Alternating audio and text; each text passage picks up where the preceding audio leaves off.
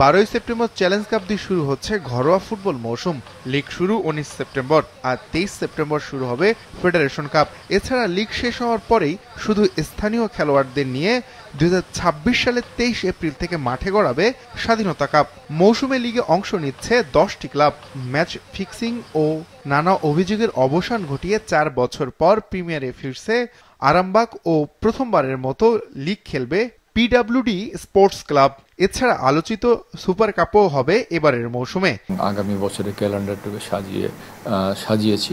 তো এতে আমরা আপাতত 5টি টুর্নামেন্টকে সামনে রেখে আমাদের এই ক্যালেন্ডারটুকু সাজানো।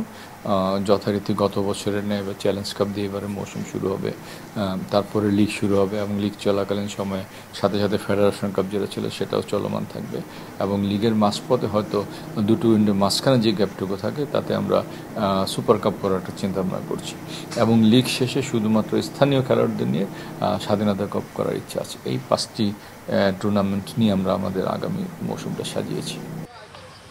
এদিকে কিছুদিন আগে লিগ কমিটির সভায় সিদ্ধান্ত হয় সাফের অন্তর্ভুক্ত 7 খেলোয়াড়কে স্থানীয় ফুটবলার হিসেবে রাখতে পারবে যে কোনো ক্লাব। নিয়মটা নিয়ে সমালোচনা করে বেশ কজন ক্লাব কর্মকর্তা। তবে লিগ কমিটির চেয়ারম্যান বলছেন এই নিয়মে আরো প্রতিযোগিতামূলক হবে লিগ বা টুর্নামেন্ট। এটা আমরা লিগ কমিটিতে আলোচনা বা সিদ্ধান্ত নেওয়ার পর কিন্তু এটা আমাদের ইসি কমিটিতে কিন্তু ইতিমধ্যে অনুমোদিত হয়েছে।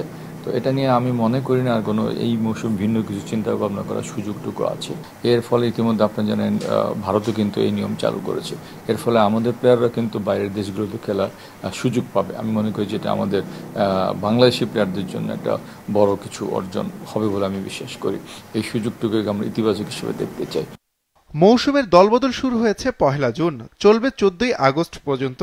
নতুন নিয়মে এবারে লিগে এক ক্লাব বিদেশি নিবন্ধন করাতে পারবে 5 জন আর একাদশে খেলতে পারবে 3 ফুটবলার।